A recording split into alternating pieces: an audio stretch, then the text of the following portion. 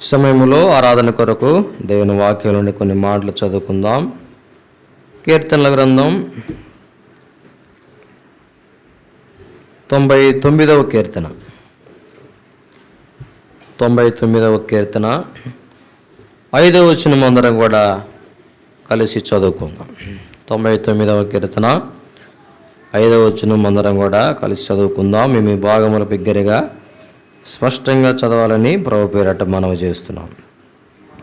మన దేవుడైన యెహోవాను గణపరచుడి, ఆయన పాదపీఠం ఎదుట సాగిలపడు, ఆయన పరిశుద్ధుడు. చాలు, ప్రార్థన చేసుకో.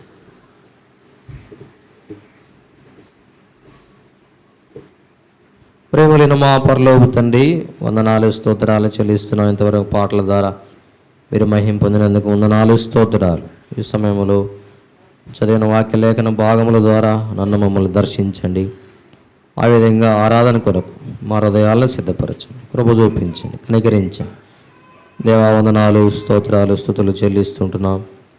ఈ విధంగా ఈ సమయంలో వాక్యమును విశదీకరించడానికి నిలబడి మీ దాసు నేను కూడా బలహీనుడే, దేవా అయోగుడను, నిష్ప్రయోజకుడను, బుద్ధిహీనును, అజ్ఞానిని, అవివేకిని క్షమించండి. మీ రక్తం చేత కడిగి నూతనపరచండి. ఎబ్రీ 9:14, 1 కొరింథీ 6:11 ప్రకారం, యోహాను సువార్త 3:33-34 ప్రకారం, దేవా అపోస్తలుల గారు 4:30 ప్రకారం జ్ఞాపకం చేసుకోండి, కనికరించండి. దేవా క్షమించమని వేడుకుంటూ వందనాలు చెల్లిస్తూ వచ్చిన మా ప్రియబిడ్డలందరూ బట్టి వందనాలు. ఇంకా రావాల్సిన వారు మీరు త్వరపెట్టి తీసుకురమ్మని వేడుకుంటూ స్తోత్రాలు చెల్లిస్తూ యేసు ప్రభు నామములో స్తుతించి ప్రార్థిస్తున్నాము తండ్రి, ఆమేన్.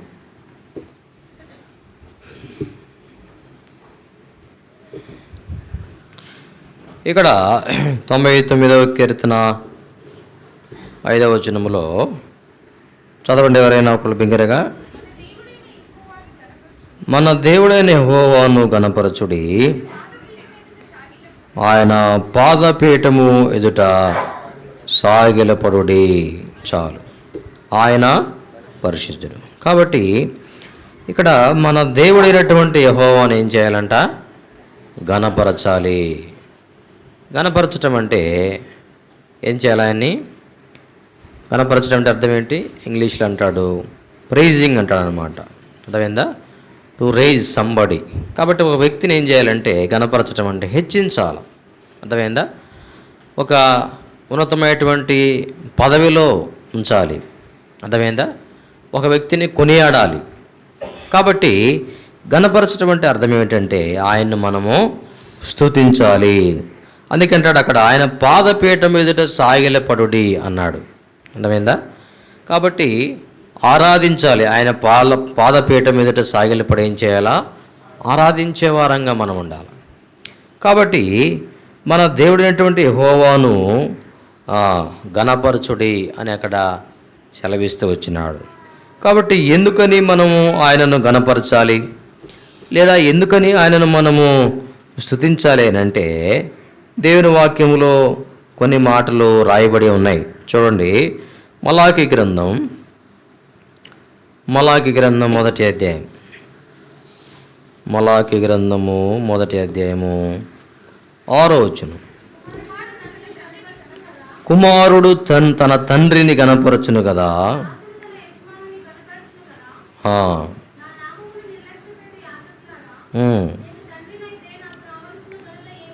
చూసారా? కుమారుడు తన తండ్రిని గణపరచును కదా. మొట్టమొదటిగా ఎందుకని ప్రభువుని మనము గణపరిచే వారంగా ఉండాలి, లేదా స్తుతించే వారంగా ఉండాలంటే ఆయన మనకు ఏమై ఉన్నాడు? తండ్రి. కాబట్టి ఆయన తండ్రి అంటే అర్థం ఏమిటంటే, తండ్రి అంటే అర్థం ఏంటి? చూడండి, యెషయా గ్రంథం 43వ అధ్యాయం 24వ వచనం.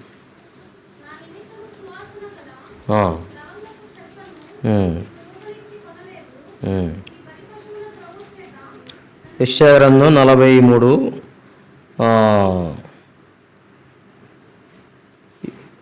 20వ వచనం, క్షమించండి 43:20. నేను ఏర్పరచుకున్న ప్రజలు త్రాగుటకు అరణ్యములో నీళ్లు పుట్టించుచున్నాను, ఎడారిలో నదులు కలుగు చేయుచున్నాను. అడవి జంతువులను, అడవి కుక్కలను, నిప్పు కోళ్ళును. చూసారా ఏం చేస్తున్నాయంట? కాబట్టి అడవి జంతువులు లేదా పశు పక్ష్యాదులు ఏం చేస్తున్నాయి? ప్రభువుని కనపరుస్తున్నాయి. అందుకనే భూమి 69వ కీర్తన 34లో కూడా ఒక మాట అంటాడు. చదవండి 69వ కీర్తన 34. భూమి ఆకాశములు స్తుతించునుగాక, సముద్రములను వాటి యందు సంచరించు సమస్తమును. చూశారా? ఈ భూమి, ఆకాశము, తర్వాత ఇంకా ఏం చెప్పాడు అక్కడ? సముద్రములను వాటి యందు సంచరించేటువంటి సమస్తము కూడా ఏం చేస్తున్నాయంట? దేవుణ్ణి స్తుతిస్తుంటున్నాయి. అర్థమైందా? కాబట్టి ఆయనను ఘనపరుస్తుంటున్నాయి.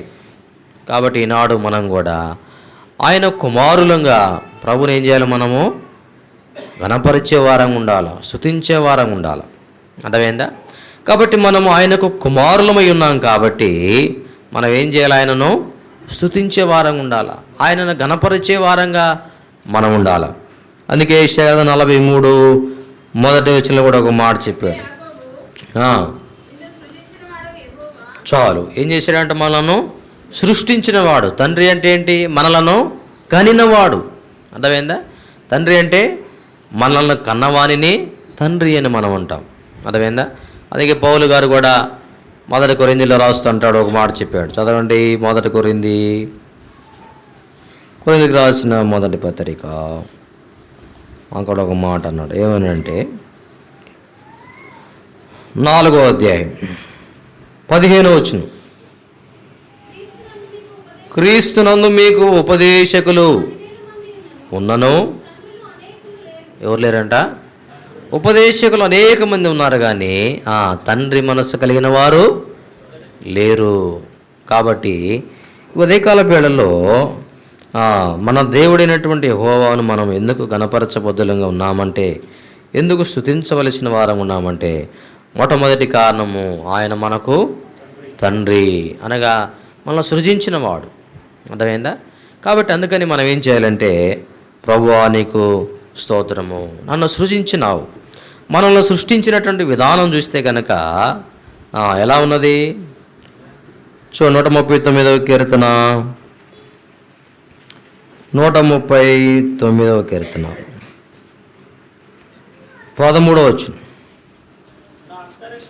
నా అంతరింద్రియములను కలుగజేసితివి, నా తల్లి గర్భమందు నన్ను నిర్మించిన వాడవు నీవే, నీవు నన్ను కలుగు చేసిన విధము చూడగా.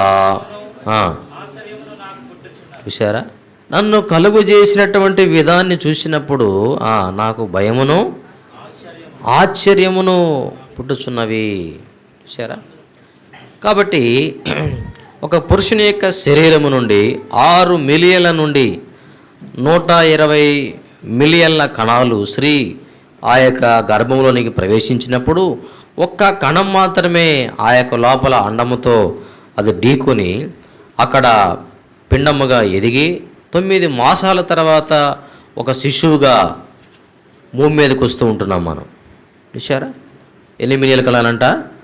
సుమారుగా 6 మిలియన్ల కణాల నుండి, మిలియన్ అంటే 10 లక్షలు, అంటే 60 లక్షల కణాల నుంచి 120 లక్షల కణాల వరకు కూడా ఏమైంది? 120 అంటే 120 మిలియన్లు అంటే సుమారుగా 1,20,00,000 కణాలు. అన్ని కణాలు స్త్రీ గర్భాశయంలోకి వెళ్తే ఒక్క కణం మాత్రమే అక్కడ అండంలోకి వెళ్ళి ఫలదీకరణం చెంది ఒక శిశువుగా పిండముగా ఎదిగి శిశువుగా ఈ లోకానికి మనం వస్తున్నాం. చూసారా? అందుకనే సైంటిస్టులు, శాస్త్రవేత్తలు అందరూ కూడా ఏం చెప్పారంటే, వాళ్ళు కూడా మరి మగబిడ్డ ఏ విధంగా జన్మిస్తాడో, ఆడబిడ్డ ఏ విధంగా జన్మిస్తారో చెప్పగలిగారు. కానీ ప్రాణము ఎలాగొస్తుందంటే వాళ్ళు చెప్పలేకపోయినారు. అర్థమైందా? మాకు తెలియదని చెప్పారు. అర్థమైందా? It is the mystery. ప్రాణం అనేది మిస్టరీ. అందుకే ఆదికాండం 1వ అధ్యాయంలో మనం చదువుతాం, దేవుడైన యెహోవా నేల మంటి నుండి నరుని నిర్మించి వాని నాసికారంధ్రములలో జీవాయువును వదగా నరుడు జీవాత్మైనాడు. అర్థమైందా? అందుకే మనకు ప్రాణం ఏడ ఉంటుంది? ఏటది మనకు ప్రాణం? మనలోనే ఉండిద్ది అంటారా? ఏముంటుంది? చూడండి, యెషయా గ్రంథం 2వ అధ్యాయం. యెషయా గ్రంథం 2వ అధ్యాయము 22వ వచనం. తన నాసికారంధ్రములలో విషయం ఎక్కడుందంట ప్రాణం? ఇక్కడే ఉంటుంది. అదేనా? ఇక్కడ ఉందో లేదో తెలుసుకోవడానికి ఒక గంట అటు మూసి ఉంచామనుకో, ఏమైంది? తర్వాత తెలుసుకోవడానికి కూడా మనం ఉండం. అవునా కాదు? ఇక్కడే ఉంటుంది. అర్థమైందా? అంటే ఇక్కడి నుంచి ఏమైంది? గాలిని మనకు లోపలికి పీల్చుకుంటూ ఉంటాం. అర్థమైందా? కాబట్టి ఆయన మనల్ని సృష్టించినటువంటి విధము చూడగా, అర్థమైందా? కాబట్టి ఆ గర్భాశయ శాస్త్రం లేదా పిండోత్పత్తి శాస్త్రం అంటారు. అర్థమైందా? గూగుల్ కొట్టి చూడండి, చాలా బాగా డీటెయిల్స్ వస్తాయి. అర్థమైందా? ఏ విధంగా లోపల పిండంగా మనం తయారు చేయబడుతున్నాం, దినదినము ఏ విధంగా ఆ శిష్యు ఎదుగుతూ ఉంటాడు. అర్థమైందా? కాబట్టి ఇది చాలా ఆశ్చర్యకరమైనటువంటి సంగతి. మానవుల్లో ఎన్ని ఎముకలు ఉన్నాయి? 20 ఏదన్నా పొద్దున్నే సైన్స్ చెప్తున్నాం అనుకుంటారా? 206 ఎముకలు ఉంటాయి. 206 ఎముకలు. 206 ఎముకలు ఉంటే స్త్రీ ఒక కుమారునికి లేదా ఒక కుమార్తెకు జన్మనిచ్చేటప్పుడు 12 ఎముకలు విరిగితే ఎంత బాధ కలిగిద్దో అంత బాధతోటి ఒక స్త్రీ బిడ్డకు జన్మనిచ్చేదంట. సరే, కాబట్టి ఎన్ని లక్షల కణాలు ఉన్నాయి మానవుల్లో? చాలా కణాలు ఉన్నాయి. అర్థమైందా? సెల్ దాని గురించి పాఠం ఉంటుంది. అర్థమైందా? ఒక కణము ఏ విధంగా ఏర్పడిద్ది అనే దాని గురించి వాస్తవంగా దాన్ని మనం అసలు తెలుసుకున్నప్పుడు, చదివేటప్పుడు అసలు మనకే ఆశ్చర్యం వేసేది. అసలు ఈ విధంగా దేవుడు ఏ విధంగా తయారు చేశాడు మానవుణ్ణి. అర్థమైందా? కాబట్టి సృష్టిలో ప్రతి ఒక్కటి కూడా మానవుని చేతిలో తయారు చేయబడిందే కానీ మానవుడు మాత్రం దేవుని చేతిలో తయారు చేయబడినవాడు. ఇప్పుడు మనం వాడుకునే వస్తువులన్నీ కూడా ఒక హ్యూమన్ బీయింగ్, ఒక మనిషి తయారు చేసినవి అవన్నీ కూడా. కానీ మనిషిని ఎవడు తయారు చేశాడు? దేవుడు తయారు చేసినాడు. అర్థమైందా? అందుకనే అక్కడ ఆదికాండంలో మనం చూస్తే ఏమన్నాడు చూడండి, ఒక మాట చెప్పు. ఆదికాండం 1వ అధ్యాయము 26వ వచనం. దేవుడు మన స్వరూపమందు మన పోలిక చొప్పున, చూశారా, నరుని చేసినాడు ఆయన. అర్థమైందా? తయారు చేశాడంట, నరుని సృష్టించినాడు, నిర్మించినాడు. అందుకే అంటాడు ఇందాక మనం చదివే 139వ కీర్తనలు ఏమన్నాడు? నీవు నన్ను కలుగు చేసిన విధము చూడగా. కలుగు చేశాడు, పుట్టించాడు లేదా సృష్టించినాడు. అర్థమైందా? కాబట్టి మన యొక్క దేవుడు మనల్ని కలుగు చేసినటువంటి విధాన్ని కనుక మనం ఒకసారి కూర్చొని ఆలోచిస్తే అది ఎంత అగమ్య గోచరంగా ఉంటుందంటే చాలా అద్భుతంగా ఉంటుంది. అసలు దేవుని యొక్క సృష్టి ఏంటి? అర్థమైందా? కనుక లోపల ఒక పిండంగా ఉన్నప్పుడు ఎప్పటి నుంచి గుండు కొట్టుకోవడం ఆరంభించబడింది? ఎప్పటి నుంచి? 21వ రోజు నుండి గుండె కొట్టుకోవడం ఆరంభించబడింది. 21 డేస్ నుండే, తెలుసా? కాబట్టి ఇదంతా కూడా చాలా అద్భుతంగా అమోఘంగా ఉంటుంది. కాబట్టి ఆయన మనకు తండ్రి అయినాడు, కాబట్టి మనము ఆయన కుమారులం. కాబట్టి చూడండి, అక్కడ అందుకే అన్నాడు 2 కొరింథీ 6లో ఒక మాట చెప్పాడు. 2 కొరింథీ 6వ అధ్యాయం చివరి వచనంలో అక్కడ అన్నాడు, మరియు నేను మిమ్మల్ని చేర్చుకుందును, మీకు తండ్రినై ఉందును, మీరు నాకు కుమారులను కుమార్తెలనయ్యుందురని సర్వశక్తి గల ప్రభువు చెప్పుచున్నాడు. చూసారా? మనం ఆయనకు కుమారులము, కుమార్తెలము. కాబట్టి ఆ తండ్రిని, మనలను కనినటువంటి తండ్రిని, లేదా మనలను నిర్మించినటువంటి తండ్రిని, మనలను తయారు చేసినటువంటి తండ్రిని, మనకు రూపురేఖలు ఏర్పాటు చేసినటువంటి ఆ తండ్రిని ఏం చేయాలి? మనము ఘనపరిచే వారంగా ఉండాలి, అనగా స్తుతించే వారంగా మనం ఉండాలి. రెండవదిగా మనం చూస్తే సామెతల గ్రంథంలో ఒక మాట చెప్పాడు. సామెతలు 24, సామెతల గ్రంథం 24, 21. ఆ, ఆ. ఎవరిని కనపరచాలంట? నా కుమారుడా యెహోవాని కనపరచుము. తర్వాత రాజుని కూడా కనపరచుము. ఆయన తండ్రి మాత్రమే కాదు కానీ ఎవరైనా రాజు. ఏ రాజు అంటే ఆయన రాజులకు రాజు. కాబట్టి రాజులకు రాజు అయినటువంటి దేవుడు. ఇంకా అంత మాత్రమే కాదు కానీ ఇంకా కొన్ని వచనాలు మనం ఎప్పుడు కూడా చూస్తుంటాం. 23వ కీర్తనలో, 23వ కీర్తన, 95వ కీర్తన, అక్కడ కొన్ని మాటలు రాజు గురించి రాయబడి ఉంటాయి. 23వ కీర్తన చదవండి. 23:9,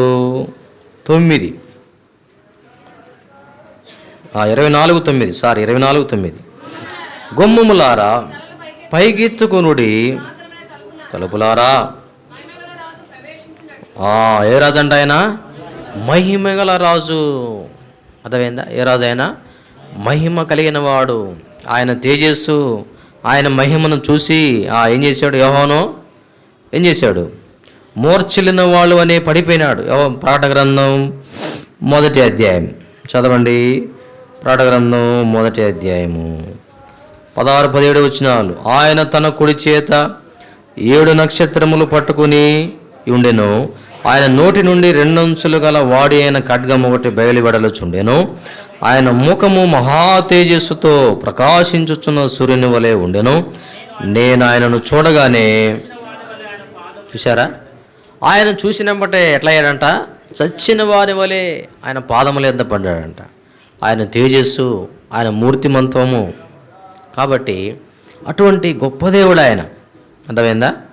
కాబట్టి మన ప్రభువు ఎంత గొప్పవాడంటే 14వ వచనంలో కూడా చెప్పాడు, ఆయన తలయు తల వెంట్రుకలను తెల్లని ఉన్నిని పోలినవై. సరే, యెషయా గ్రంథం 6వ అధ్యాయంలో కూడా ఆ దూతలు ఏం చేస్తుంటారంట? ప్రతిగానములు చేస్తుంటాం. యెషయా ఎప్పుడైతే ప్రభువును చూసినాడో ఏమన్నాడు? అయ్యో, నేను అపవిత్రమైనటువంటి పెదవులు కలిగిన వాడను. అర్థమైందా? కాబట్టి ఆయన మహిమ. అర్థమైందా? అందుకే చెప్పాడు అక్కడ యెషయా కీర్తన 95లో కూడా కొన్ని మాటలు చెప్పాడు. కీర్తన 95:3, యెహోవా మహాదేవుడు, దేవతలందరికీ పైన మహాత్మ్యము గల మహారాజు. ఇంకా రాజు గురించి కొన్ని వచనాలు చెప్పండి ఫ్రెండ్స్లు, చెప్పండి. ఇంకా 45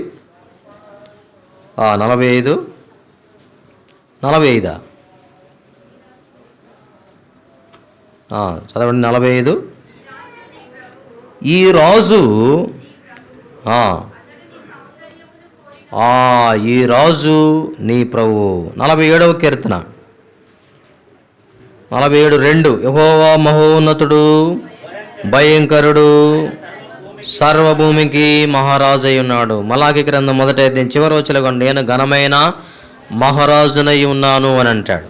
ఇర్మియా గ్రంథం 10:10లోకి పోతే అక్కడ కూడా అంటాడు ఒక మాట. చదవండి. ఇర్మియా 10:10. యెహోవాయే నిజమైన దేవుడు, ఆయనే జీవము గల దేవుడు, సదాకాలము ఆయనే రాజు. 7వ వచనం కూడా అంటాడు, జనములకు రాజా. 1 తిమోతి 6:15, 16, 17 వచనాల్లో కూడా శ్రీమంతుడును, అద్వితీయుడును, అక్షయుడును, సమీపింపరాని తేజస్సులో వసించేటువంటి ఆ ప్రభువు ఎలా ఉన్నాడంట? రాజులకు రాజు, ప్రభులకు ప్రభు అయినాడు. ఈ రాజు ఈయన ఏ రాజు అంటే పరలోకానికి రాజు, భూలోకానికి కూడా రాజే. ఈ రాజు ఇంత గొప్ప రాజు లేదా అధికారం కలిగిన వాడు నీ కొరకు నా కొరకు ఏమైనాడంట? ఏమైనా? మత్తయి సువార్త 29:11. మత్తయి సువార్త 29:11. క్షమించండి, 11:29. 11:29. సాత్వికుడును, చూసారా, దీన మనస్సును ధరించుకొని ఆయన ఈ లోకానికి వచ్చి రాజుగా రాలేదు ఆయన. అర్థమైందా? రాజుగా వస్తే మనల్ని రాజుగా చేసేవాడు కాదు ఆయన. ఎందుకు ఆయన దీనుడయ్యాడంటే మనలను రాజులనుగా చేయటి కొరకు. 1 పేతురు 2:9.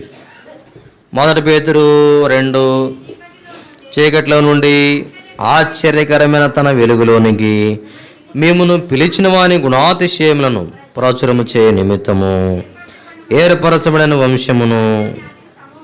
ఏ సమూహం అంట? ఈనాడు మనల్ని రాజులైన యాజక సమూహంగా చేశాడండి ప్రభు. ఆయన రాజు అయి ఉండి దీనుడుగా తగ్గించుకొని ఈ లోకానికి వచ్చి మనల్ని ఏం చేశాడు? రాజులైన ఒక గుంపుగా చేశాడు, రాజులైన ఒక సమూహంగా చేశాడు. ఆ రాజుని ఏం చేయాలంటే మనం ఈ ఉదయకాల వేళల్లో మనం ఆరాధించే వారంగా ఉండాలా, లేదా గణపరిచే వారంగా ఉండాలా, స్తుతించే వారంగా ఉండాలి. మొట్టమొదటిగా ఆయన మనకు తండ్రి కాబట్టి ఆయన మనం స్తుతించాలి, గణపరచాలి. రెండవదిగా ఆయన రాజై ఉన్నాడు కాబట్టి ఆయన మనం స్తుతించే వారంగా ఉండాలా, గణపరిచే వారంగా ఉండాలా. మూడవదిగా అదే 99వ కీర్తనలో ఒక మాట ఉంది, చదవండి. 99:5.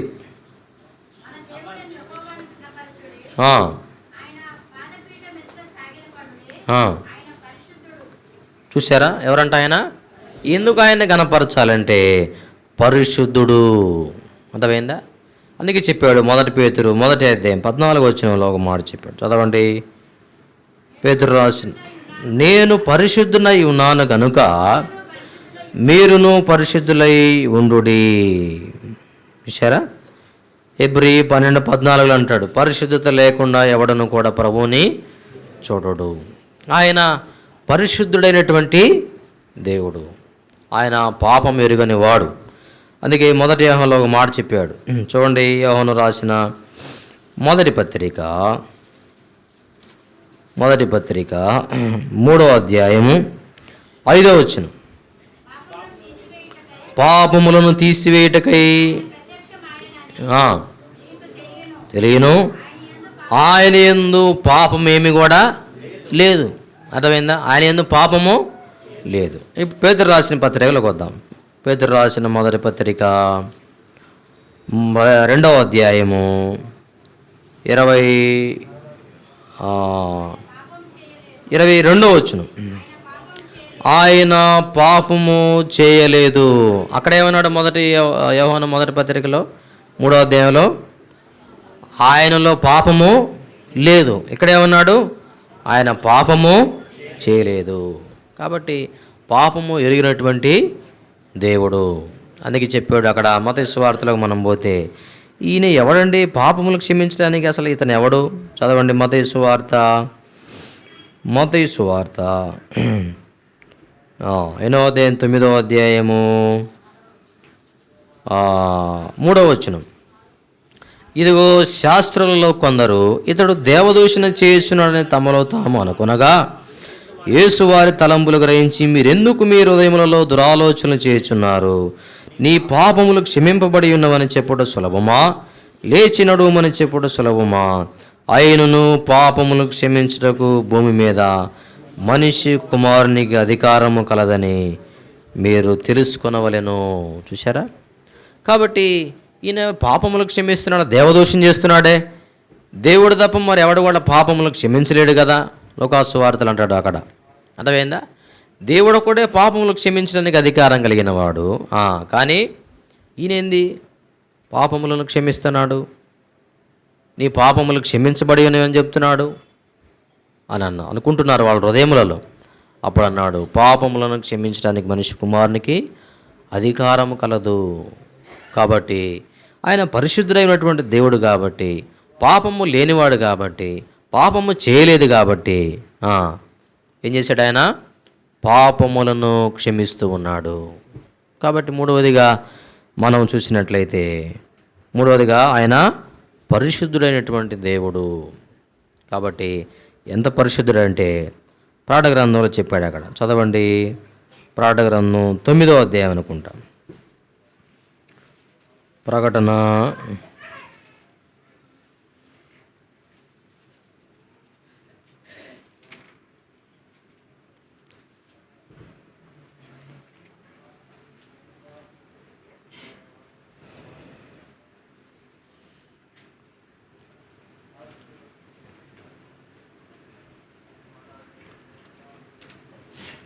ప్రకటన గ్రంథం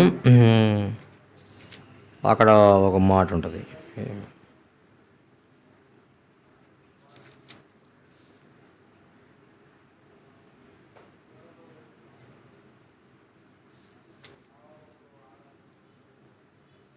19వ అధ్యాయం 19వ అధ్యాయము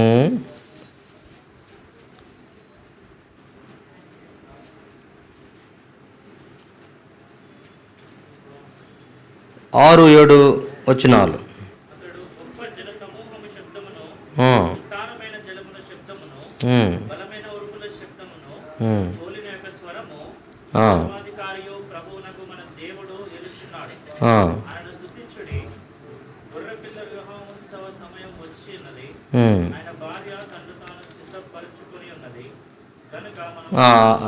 క్షమించండి, 15 పాఠ గ్రంథం 15:3 వచనం.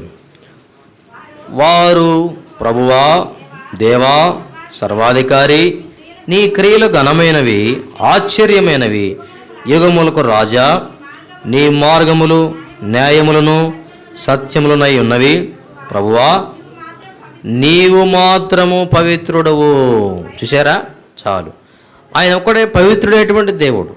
అదే లోకంలో పరిశుద్ధత పవిత్రత కలిగిన వారు ఎవరు కూడా లేరు. అందుకే అక్కడ అన్నాడు, నీవు మాత్రము పవిత్రుడవు.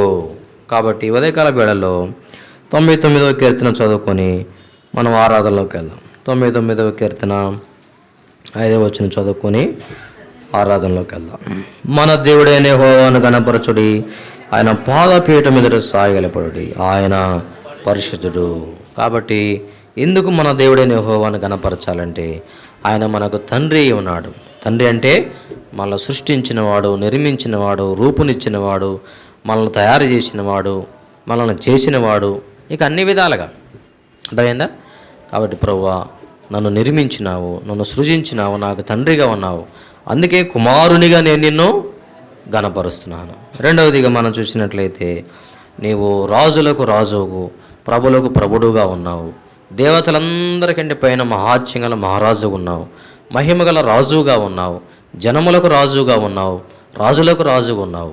ఇటువంటి రాజువు నా కొరకు దీన మనసు ధరించుకొని ఈ లోకానికి వచ్చి దరిద్రుడైనటువంటి నన్ను ఏం చేశావు? ధనవంతునిగా చేశావు. లేదా ఒక రాజులైన ఒక గుంపుగా నన్ను చేశావు, రాజులైన సమూహముగా చేశావు. అందుకొరకు వందనాలని చెప్పాలి. అంత మాత్రమే కాదు, కానీ నీవు పరిశుద్ధుడైనటువంటి దేవుడు కాబట్టి నిన్ను ఘనపరుస్తున్నాను. ఈ పరిశుద్ధుడైనటువంటి దేవుడు మనల్ని కూడా ఏం చేశాడు? ఆయన పరిశుద్ధపరిచాడు. ప్రకటన 1:6 చదవండి. ప్రకటన 1:6.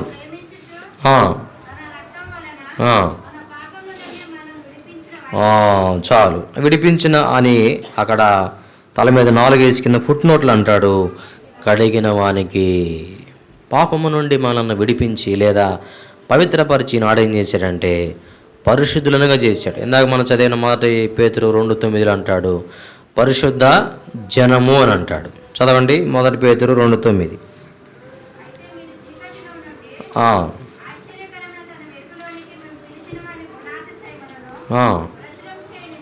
నిమిత్తము, వంశమును, సమూహమును, ఏ జనమంట? పరిశుద్ధ జనము. ఒకనాడు మనం పరిశుద్ధ జనము కాదు. యేసుక్రీస్తు ప్రభువారిని అంగీకరించకముందు, మన పాపములు ఆయన రక్తములో కడగబడక మునుపు మనం పరిశుద్ధ జనము కాదు, మనం అపవిత్రులము. అర్థమైందా? అనేకమైనటువంటి బలహీనతలు కలిగిన వారు. రోమా 5, 6, 8, 10 వచనాలు అంటాడు అక్కడ. ఈ మానవుడు బలహీనమైనటువంటి వాడు. అంత మాత్రమే కాదు, కానీ పాపి అయినటువంటి మానవుడు. అర్థమైందా? అలాంటి బలహీనతలు లేదా అలాంటి అపరిశుద్ధమైనటువంటి మనలను ప్రభు కడిగి ఏం చేశాడు? ఈనాడు పరిశుద్ధమైన జనముగా చేశాడు. అనగా ఆయన యొక్క పరిశుద్ధతను ఏం చేశాడు? మనకు ఇచ్చినాడు. కాబట్టి ప్రభువా, నీవు పరిశుద్ధుడైనటువంటి దేవుడు, నీవు మాత్రమే పరిశుద్ధుడవు లేదా పవిత్రుడవు. ఈనాడు నన్ను కూడా, అపరిశుద్ధుడిగా ఉన్నటువంటి నన్ను, అపవిత్రుడైనటువంటి నన్ను ఈనాడు పరిశుద్ధునిగా చేశావు, పరిశుద్ధ జనముగా చేశావు. అందుకొరకు నిన్ను ఆరాధిస్తున్నాను, నిన్ను స్తుతిస్తున్నాను, నిన్ను గణపరుస్తున్నానని ప్రభువును మనము ఆరాధించేవారం. ఆ 3 మాటలు జ్ఞాపకం పెట్టుకొని ప్రభువును ఆరాధించినట్లుగా ప్రభు మనకు సహాయించినగా. లేచి నిలబడదాం, చిన్న పల్లవి పాడుకుందాం. సండే స్కూల్ పిల్లలు సండే స్కూల్కి వెళ్తారు. చిన్న పల్లవి పాడుకుంటాం.